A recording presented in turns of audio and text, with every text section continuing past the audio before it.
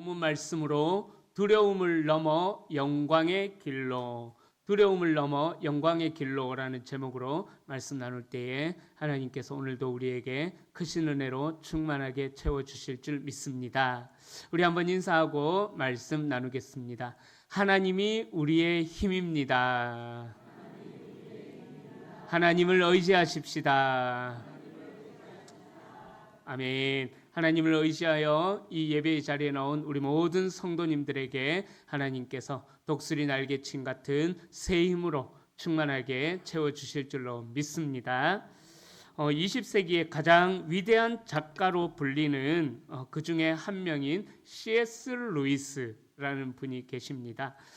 그는 이제 여러분들이 들어본 적이 있을 건데 나니아 연대기를 비롯해서 순전한 기독교 또 그 외에 참 많은 우리 한국에서도 그분의 책이 많이 번역이 되어져서 우리 한국 교회도 큰 영향을 끼친 분이 계십니다. 그런데 그가 많은 명작을 은혜의 서적들을 통해서 많은 명작을 남겼지만은 그러나 그 C.S. 루이스의 삶을 보면은요 늘 극심한 고통과 또 두려움으로 점철되어진 삶이었다고 합니다.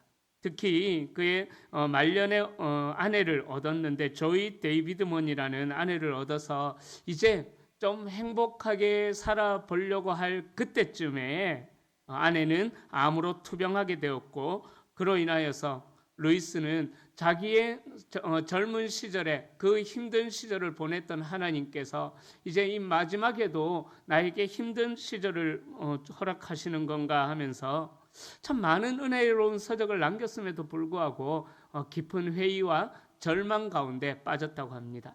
그는 자신의 내면을 담은 헤아려 본 슬픔이라는 책에서요 고통 앞에서 자신이 느꼈던 두려움과 또 배신감을 아주 적나라하게 고백하고 있습니다. 그에게 하나님이라는 존재는 눈앞에서 나를 도와주는 존재가 아니라 벽 뒤에 숨어 계시면서 나를 조롱하는 하나님으로 루이스가 그렇게 고백을 합니다. 절망의 나락에서 루이스는 그렇게 생각을 했습니다. 내가 알던 기독교의 모든 진리가 이 고난과 절망 앞에서는 아무 쓸모가 없는 것인가 하면서 자주 그런 회의에 빠져들었다고 합니다. 바로 이런 지점이죠. 우리의 삶에도 이 루이스가 느꼈던 그러한 시련이 저와 여러분들에게도 찾아올 때가 있습니다. 예측하지 못하였던 질병으로 인하여서 우리의 마음이 무너지기도 하고 친밀하게 지냈던 관계가 무너짐으로 인하여서 우리의 마음이 무너지기도 합니다. 또 재정적인 어려움 그런 모든 것들이 하나님 앞에서 우리에게 두려움과 또 절망을 느끼게 하는 것이 현실이죠. 자, 이럴 때 우리는 루이스처럼 하나님 앞에서 두려움과 또 질문을 던지게 됩니다.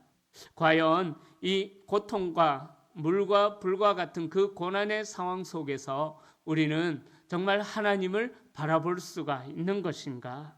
이 고난의 상황 속에서 우리가 붙잡아야 할 것은, 우리가 또 붙잡아야 할 믿음은 과연 어떠한 믿음인가?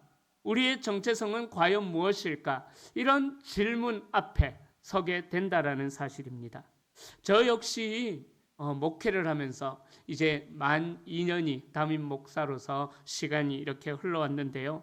저처럼 연약하고 부족한 사람이 이렇게 많은 성도님들 앞에서 말씀을 전하는 목회자로 서 있다라는 것, 저도 사실 성격이 많이 긍정적이기도 하고 쾌활하기도 하지만은요, 늘 말씀을 준비할 때마다 정말 이 머리털이 빠지는 것 같은 고뇌 속에 늘 빠져듭니다.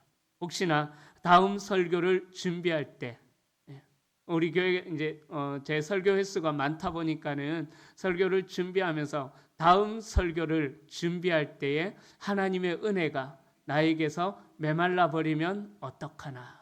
저 하나만 바라보고 달려온 이 주일에 추위를 뚫고 달려온 이 많은 성도님들을 은혜를 말씀으로 힘을 더해주고 말씀으로 은혜를 끼쳐야 되는데 내게서 먼저 은혜가 말라버리면 어떡하나. 늘 말씀을 준비하면서 그런 고민과 염려가 드는 것도 사실입니다. 이러한 두려움은 저만의 문제가 아닐 것입니다. 우리 성도님들의 각자의 삶 속에서 끊임없이 찾아오는 두려움, 정말 물이 우리를 쓰나미처럼 삼키는 것 같고 불이 우리의 모든 삶을 다 태워버리는 것 같은 그러한 삶 속에서 세상의 무게를 견디면서 고군분투하며 살아가는 것이 우리 성도님들의 삶인 것이죠. 저도 교육전도사 때 한 2년인가 3년인가 그때 사역을 하고 성도님들의 삶을 좀 경험해 보고 싶어서 정말 그냥 머릿속에만 있는 그러한 목회자가 아니라 성도님들이 일주일간의 삶을 어떻게 살고 계신가 한번 체험해 보기 위하여서 일부러 한 4년인가 5년 정도 직장 생활을 해봤던 적이 있습니다. 다시는 못하겠더라고요. 우리 목회자가 어찌 보면은 참 많은 고민과 염려가 있지만은 우리 성도님들의 삶은 더 전쟁이더라고요. 그래도 저는 월요일이라도 쉬잖아요. 그죠? 우리 성도님들은 월화수목금토 정말 온 진액을 다해서 세상에서 맡겨진 삶의 자리에서 진액을 다해서 살아내셨다가 주일날 오면은 또 어떻습니까? 오전 이른 시간부터 저녁 늦은 시간까지 진액을 다하면서 교회를 봉사하며 섬기지 않습니까? 제가 평신도의 삶을 한번 한 4년, 5년 정도 살아보면서 정말 존경스럽다 싶은 마음이 제 마음 가운데 많이 들었습니다. 우리 성도님들의 삶이 그렇죠. 그렇게 늘 세상 속에서 고군분투하며 살아가는 우리의 현실 속에서 모두가 다 무거운 짐을 지고 살아갑니다. 이 짐으로 인하여서 결국 우리는 쓰러질 수밖에 없다 싶은 마음이 드는 것이 지난 주일 나눴던 이사야 40장에서 이야기하는 피곤하며 곤비한 우리의 현실인 것입니다.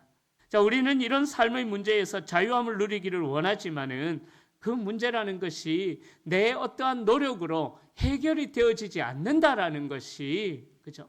정말 내 앞에 닥쳐진 문제를 힘을 다하여서 열심히 최선을 다해서 살아감으로 말미암아 좀 해결이 되어졌으면 좋겠는데 하늘이 무너져도 솟아날 구멍이 있다라고 하지만은 내가 겪고 있는 이 삶의 현실은 도대체 그 구멍이 어디 있느냐?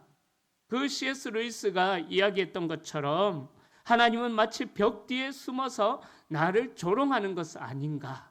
그런 생각이 드는 것이 우리가 겪고 있는 삶의 현실인 것입니다.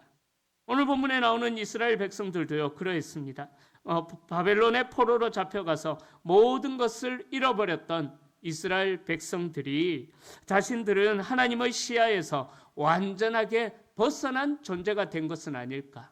하나님으로부터 선민으로 특별하게 선택을 받았지만은 그러나 아수르와 바벨론에 의하여서 비참하게 멸망을 당하면서 하나님마저도 우리를 버리신 것이 아닌가? 그런 절망에 빠져들었던 것입니다. 우리도 마찬가지로 하나님과의 관계와 내 존재의 가치에 대하여서 불안함을 느끼면서 살아가는 우리의 삶의 현실이다라는 거죠. 자, 바로 이런 절망의 한복판에서 하나님은 우리의 모든 공로와 또 우리의 모든 자격들을 무시하고 오직 은혜의 말씀을 우리에게 선포하고 계십니다. 1절에 담긴 강력하고 단호한 5글자의 명령. 두려워 말라.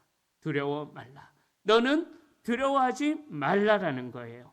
오늘 본문은 바벨론 포로라는 절망적인 상황에 놓였던 이스라엘 백성들에게 그리고 오늘 이 시대의 현실의 고통 속에서 늘 하루하루 쳐내면서 살아가는 내일을 기대하는 것이 아니라 오늘 하루를 그냥 살아낸 것만으로도 다행이고 오늘 하루를 살아낸 것만으로도 그냥 감사한 것, 내일의 꿈은 생각해 볼 수도 없는 그러한 고통의 한복판에 서 있는 저와 여러분들에게 주시는 하나님의 놀라운 위로와 약속의 말씀이 오늘 본문이 된다라는 사실입니다. 하나님은 우리의 두려움이 현실임을 우리가 인정하면서도 그 모든 것을 극복하고 궁극적으로 우리가 하나님의 영광을 위한 존재로 살아가기를 하나님께서는 원하신다라는 거예요. 그래서 하나님께서 오늘 말씀을 통하여서 우리에게 너는 나의 영광을 위하여 창조된 자이기에 어떠한 상황 속에서도 두려워하지 말고 담대하라.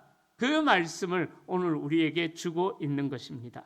바로 우리가 나아가야 할 길을 분명하게 제시해 주시는 것이죠. 자, 이 진리의 말씀을 붙잡고 우리 모든 성도님들이 두려움을 넘어 영광의 길로 나아가는 그러한 도전의 시간이 될 수 있기를 축원합니다. 자, 첫 번째로 두려움을 이기는 절대적인 정체성에 대하여서 말씀합니다. 자, 우리가 세상의 어떤 위협 앞에서도 두려워하지 않을 수 있는 첫 번째 이유는요, 우리의 존재가 창조와 구속이라는 하나님의 두 가지 위대한 행위로 말미암아 우리가 하나님의 소유로 확정이 되어졌기 때문이다라는 사실입니다. 1절 말씀은 하나님이 우리의 존재의 근원이심을 두 가지 동사로 분명하게 강조하고 있습니다. 바로 너를 창조하였다, 바라라는 단어를 쓰고요. 그리고 너를 지으셨다, 야차르라는 단어를 사용합니다. 하나님은 온 우주를 무에서 창조하셨을 뿐 아니라 마치 그 도공이 흙으로 그릇 하나하나를 빚어가는 것처럼 저와 여러분들을 하나님의 사랑으로 창조하셨고 하나님의 사랑으로 저와 여러분들을 구속하셨다라는 사실입니다. 우리의 존재는 결코 우연히 던져진 존재가 아니라는 사실입니다. 이 창조의 선포에 이어서 하나님은 역사적인 대가를 지불하셨다라는 것을 말씀에 이어서 계속해서 선포합니다. 내가 너를 구속하였다. 내가 너를 구속하였다. 여기서 구속이라는 단어, 가알이라는 동사는요, 바로 노예 상태에 있는 사람을 값없이 지불하고 해방시키는 그러한 의미인 것입니다. 그러니까 우리가 하나님께 구속을 잊기 전에 우리의 상태는 노예와 같은 비참한 삶이었다라는 거예요. 그러나 하나님의 보내신 십자가, 예수 그리스도의 십자가의 사랑으로 말미암아 하나님께서는 무한한 대가를 죄와 사망의 노예였던 우리들에게 지불하셨고 그 은혜로 말미암아 우리는 하나님의 소유, 구속된 백성이 되었다라는 사실입니다. 이 구속의 행위가 있었기에 하나님은 우리에게 확정적인 선언을 계속 이어서 오늘 말씀에서 선포하는 것이죠. 그래서 어떻게 말씀하십니까? 내가 너를 지명하여 불렀나니 너는 내 것이라. 내가 너를 지명하여 불렀나니 너는 내 것이라. 우리의 신앙이, 우리의 믿음이 흔들리는 이유, 그것이 과연 무엇일까 생각을 해보면요, 우리가 번아웃을 경험하게 되는 그 이유가 무엇일까 생각을 해보면요, 이 하나님의 내가 너를 지명하여 불렀나니 이 확신의 음성이 우리에게서 약해질 때, 그 음성이 우리에게서 희미해져 버릴 때 우리의 믿음은 번아웃을 경험하게 된다라는 사실입니다. 마찬가지로 우리의 정체성도 위기에 빠지는 이유가 우리의 삶에 있어서 어떠한 세상적인 성취가 우리의 존재 이유인 것처럼 세상에서 말하는 그러한 성공이 우리의 존재의 이유인 것처럼 우리가 생각하고 있기 때문에 그런 세상의 성공과 세상의 성취가 우리에게서 이루어지지 않을 때 이 내가 너를 지명하여 불렀나니 너는 내 것이라, 이 음성이 우리의 마음속에서 사라지게 된다라는 것이죠.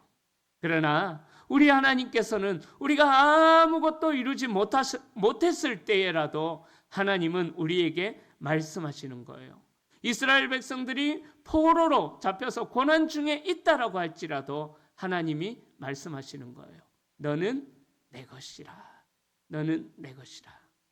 이 구속의 결과로 확립된 소속은 우리의 가치를 세상의 기준과 완전하게 분리시켜 버린다라는 사실입니다.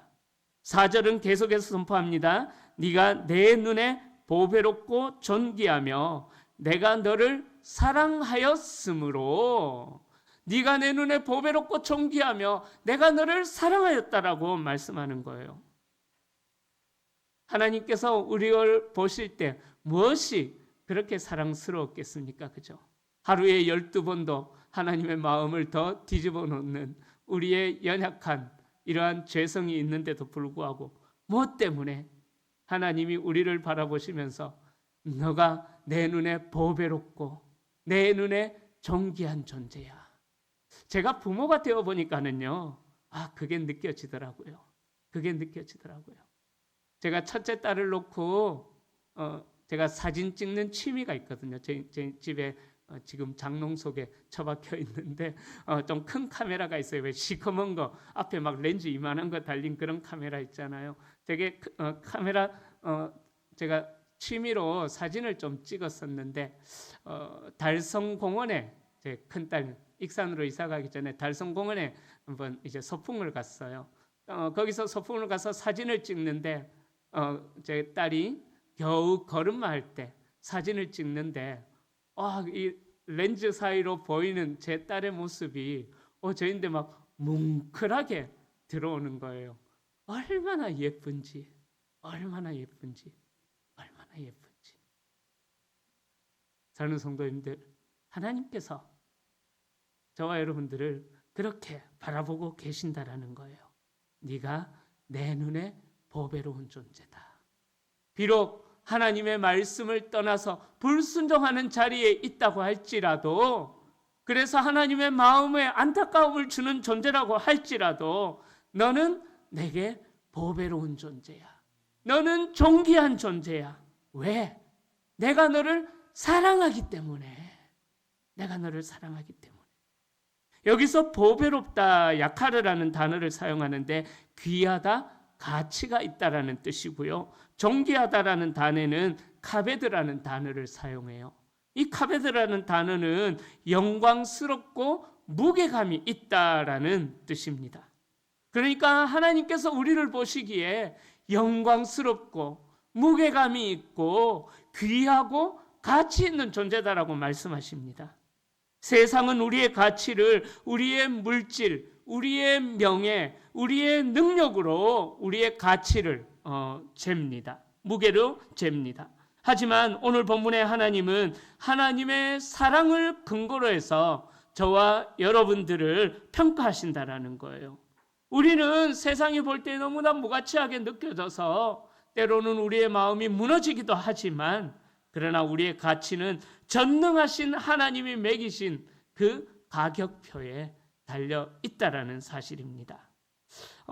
저명한 영성가였던 헨리 나우엔은요, 그의 저서 탕자의 귀향에서 이렇게 이야기해요. 우리가 우리의 의를 내세우거나 수치심에 갇힐 때가 아니라 아버지의 품에 안겨서 아들의 신분을 회복할 때, 아버지의 품에 안겨서 아들의 신분을 회복할 때 비로소 우리의 진정한 자아가 회복이 되어진다. 우리의 정체성이 회복이 되어진다라고 그렇게 이야기합니다.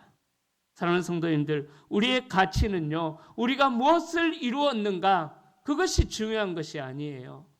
우리의 가치는 바로 우리를 향한 아버지 하나님의 변치 않는 사랑을 해서 우리의 가치가 증명이 되어진다라는 사실입니다.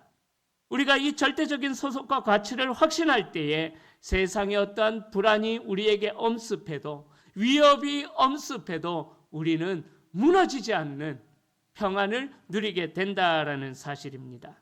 나 자신의 부정적인 자아상조차도 이 하나님의 사랑에 근거할 때에 우리는 우리의 정체성이 더 하나님의 은혜 가운데 하나님의 자녀로 정체성을 더 굳건하게 세울 수 있게 된다라는 사실입니다.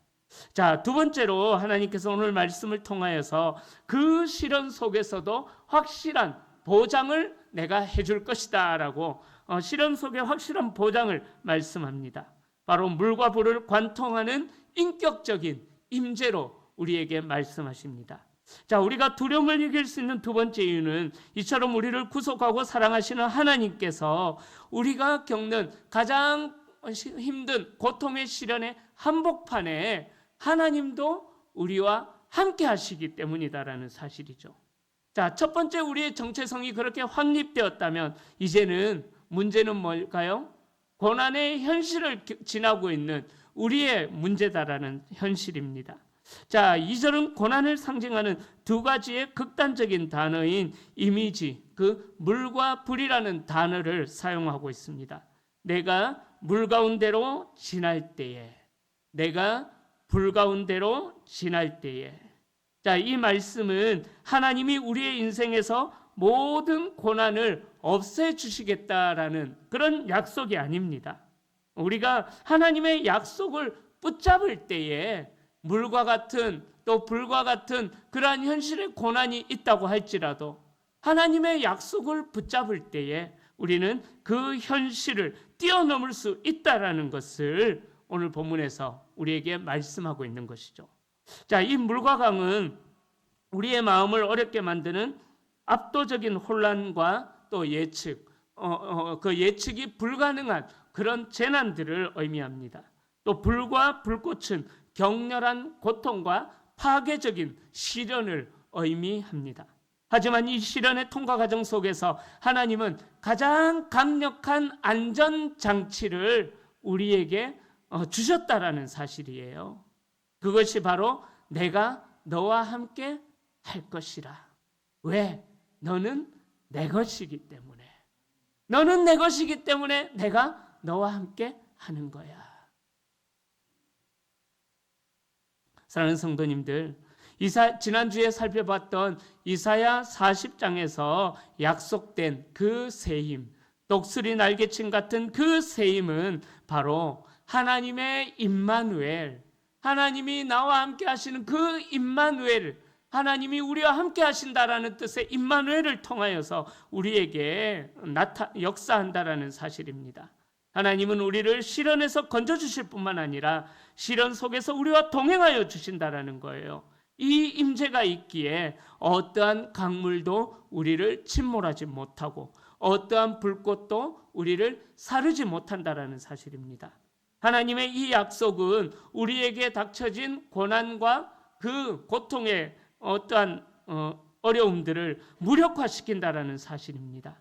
우리의 삶에 닥치는 질병, 재정적인 어려움, 또 관계의 단절과 같은 물과 불의 시련은 우리를 멸망시키기 위한 것이 아니라는 사실입니다. 바로 이러한 시련을 통하여서 우리를 더 연단하고 하나님과의 관계를 더욱더 깊이 있게 세우는 정화의 과정이 이 물과 같은 시련, 불과 같은 고난이 된다라는 사실입니다. 제가 설교를 시작하면서 처음 말씀드렸던 C.S. 루이스는 그의 저서, 아주 유명한 책입니다. 고통의 문제라는 책이 있어요. 그 고통의 문제에서 고통을 이렇게 이야기합니다. 하나님이 우리에게 무엇인가 잘못되었다라는 것을 알려주기 위해서 사용하는 확성기가 고통이다. 우리의 인생에서 뭔가 잘못되었다는 것을 알려주기 위하여서 그 확성기의 역할을 하는 것이 고통이다라고 이야기합니다. 그러기에 이 고난은 우리를 파괴하는 것, 우리를 부수는 것이 목적이 아닌 것입니다. 하나님은 이 고통 속에서 우리를 홀로 내버려 두지 않으시고 우리와 함께 하심으로 하나님의 거룩한 임재로 말미암아 우리를 단련시켜 나가신다라는 거예요.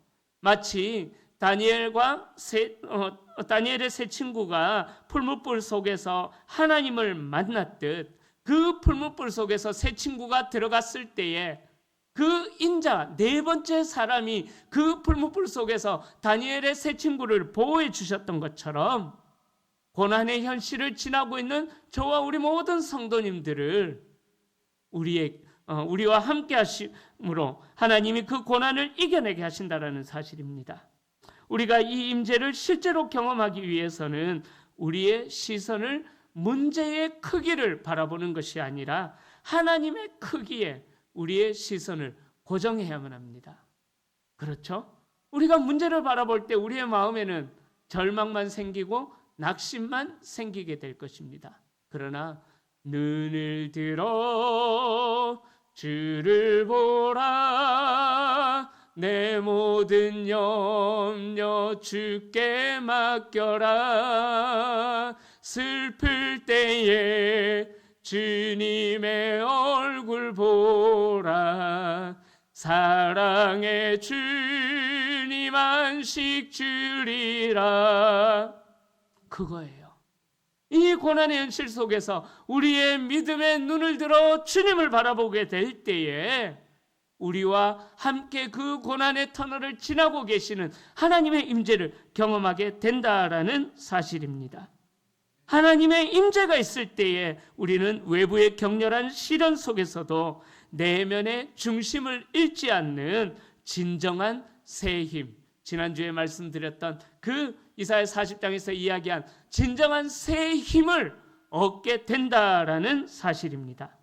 자, 마지막 세 번째로 하나님께서 이러한 물과 불과 같은 시련을 지나는 우리들에게 함께 하시는 목적이 뭐냐? 그것을 세 번째로 이야기하는데, 그것은 바로 영광을 향한 궁극적인 목적이 우리에게 예비되어 있다라는 거예요.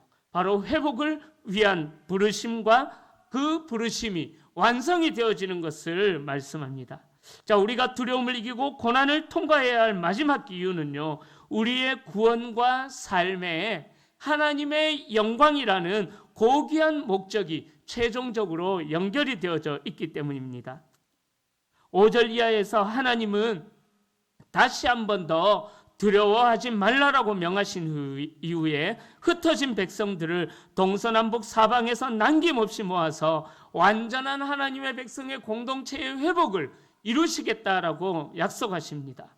이 약속은 우리의 삶이 죄와 고난으로 인하여서 산산이 부서지고 흩어져 있을지라도 하나님의 구원 의지 앞에서는 세상의 어떠한 권세도 세력도 당신의 백성들을 붙잡아 둘 수 없다라는 것을 하나님께서 말씀하고 있다라는 거죠. 자, 6절에 보면은 내가 북쪽에게 이르기를 내놓으라, 또 남쪽에게 이르기를 가두어 두지 말라라고 그렇게 말씀하십니다. 이 놀라운 구원의 회복과 선포는요, 우리의 어떠한 모든 삶의 상황을 초월하는 전지전능하신 창조주의 능력으로 이루어지게 된다라는 사실입니다. 이 놀라운 구원과 회복의 궁극적인 동기와 목적 7절에서 명확하게 선언하고 있습니다. 우리 7절 말씀 함께 읽어보겠습니다. 내 이름으로 불려지는 모든 자, 곧 내가 내 영광을 위하여 창조한 자를 오게 하라. 그를 내가 지었고 그를 내가 만들었느니라. 아멘, 아멘. 우리가 이사야 40장에서 약속된 새 힘을 구하고 43장에서 정체성을 확인하고 고난 속에서 보호를 받는 이유는 우리의 개인적인 안위나 행복 그 이상에 있다라는 사실입니다. 그것은 바로 하나님의 영광을 세상에 드러내는 증인이 되기 위함이다라는 사실입니다. 우리의 존재와 구원의 최종 목적은 하나님의 영광을 위한 계획이었고요. 또 이는 우리가 이 땅에서 겪는 모든 고난과 또 모든 역경에 의미를 부여하고 있다라는 사실입니다. 이 진리를 깨달을 때에 우리의 삶의 모든 혼란은 새로운 의미를 갖게 된다라는 거죠. 혼란이 혼란으로 끝나는 것이 아니라 혼란이 우리를 사랑하시는 하나님의 음성으로 확성기처럼 이 마이크처럼 우리에게 들려진다라는 사실입니다. 릭 워렌 목사님이 계셔요. 목적이 이끄는 삶이라는 책을 쓰셨던, 우리나라에서 한때 아주 오래전에 베스트셀러로 판매가 되어지고 많이 읽혀졌었는데요. 그 릭 워렌 목사님이 이렇게 이야기해요. 당신의 삶은 당신에 관한 것이 아니다. 그것은 하나님과 그분의 영원한 목적에 관한 것이다. 그러니까 우리의 인생이 우리 인생의 주인공이 우리가 아니라는 거예요. 바로 하나님의 영광을 위한 목적이 우리를 이끌어가는, 또 하나님이 우리의 주인공이 되어 주신다라는 의미인 것입니다. 자, 그렇게 우리가 이사야 43장에 오늘 본문의 약속을 붙들고 새 힘을 얻어서 살아가는 것은 그 능력을, 하나님의 능력을 사용하여서 이 땅 속에서 하나님의 위대하심을 증거하는 삶을 살기 위함이다라는 거예요. 그래서 우리가 물과 불을 통과했으나 침몰하거나 사라지지 않고요, 이 세상에 다시 섰을 때 우리의 회복된 그 삶 자체가 하나님이 살아계시다라는 강력한 증거가 되는 것입니다. 그러기에 그 회복된 삶이 그 고난 속에서도 믿음을 지켜나가며 회복되어져 가는 우리의 삶이 하나님의 영광을 드러내게 된다라는 사실입니다. 따라서 우리의 모든 시련과 역경은 단순한 고통이 아니라 하나님의 영광을 위한 무대가 된다라는 이 믿음이 저와 여러분들 가운데 충만하기를 축원합니다. 하나님과의 관계가 올바르게 정립될 때에는요, 외부의 어떠한 시련과 위험에도 흔들리지 않을 수가 있는 것입니다. 하나님께서는 그렇게 우리를 다시 지으시고 회복시키셔서 우리의 내면 깊은 곳에서부터 무너진 질서를 세우시고 그분의 영광을 위하여서 우리의 삶이 온전하게 사용되어지기를 원하신다라는 것입니다. 이 궁극적인 목적을 기억할 때 우리는 사명을 감당하는 과정 속에서 끊임없이 새 힘을 공급받게 될 것이고요. 마침내 하나님께서 창조하신 목적을 이루는 완전한 구원의 자리로 나아가게 되는 것입니다. 이제 말씀을 정리합니다. 사랑하는 성도님들, 오늘 우리는 두려움이 가득한 세상 속에서 두려워하지 않을 수 있는 근거가 무엇인지 우리가 확인했습니다. 우리의 번아웃과 같은 그러한 삶, 모든 것이 다 타버린 번아웃과 같은 그러한 정체성의 위기는 세상의 기준으로 우리 스스로를 평가했기 때문인 것입니다. 그러나 오늘 이사야 43장의 말씀을 통하여서 우리는 하나님의 소유라는 절대적인 정체성을 회복할 수 있기를 소망합니다. 이 정체성을 붙들고 물과 불 속에서도 함께 하시는 하나님의 임재를 신뢰하며 하나님의 영광을 위하여 창조된 존재라는 사실을 기억하셔서 날마다 승리하는 삶을 살아가시는 우리 성도님들이 될 수 있기를 축복합니다. 그리고 이 확신 속에서 진정한 자유와 새 힘을 얻어서 모든 고난을 승리하며 하나님의 영광을 위하여 살아가는 복된 성도님들이 다 되시기를 예수님의 이름으로 간절히 축원합니다. 우리 함께 오늘도 찬양하고 한번 기도하시겠습니다.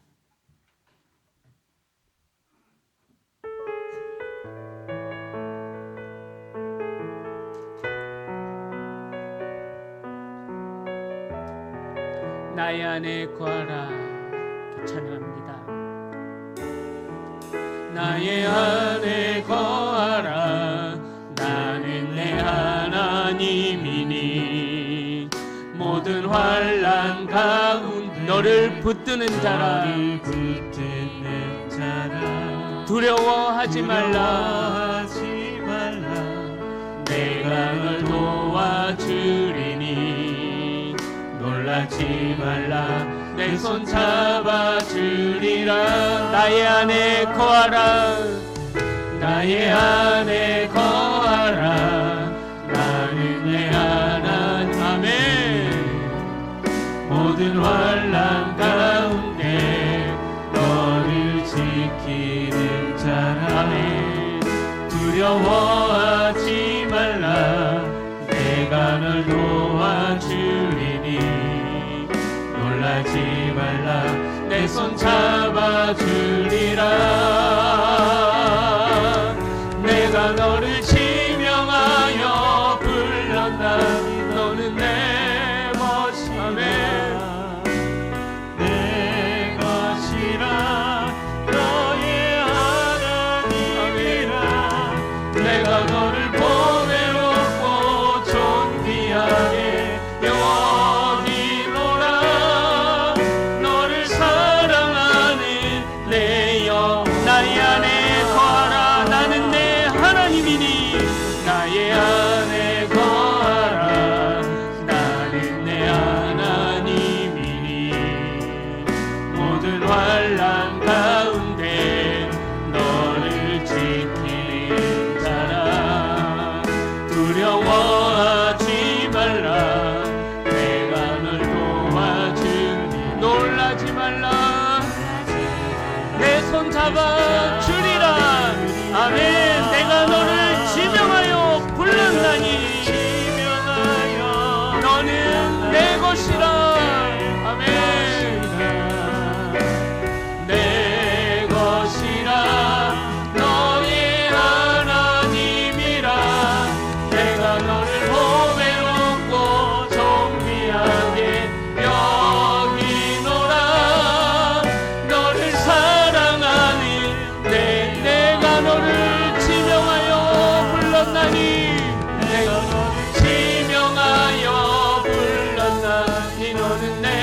오늘 이 음성이 우리에게 들려주기를 소망합니다. 아멘, 아멘. 하나님이란 내가 너를 보배롭고 존귀하게 여기 아멘. 너를 사랑하는 내 여호와라. 아멘. 같이 한번 기도하시겠습니다. 기도하실 때 하나님, 우리가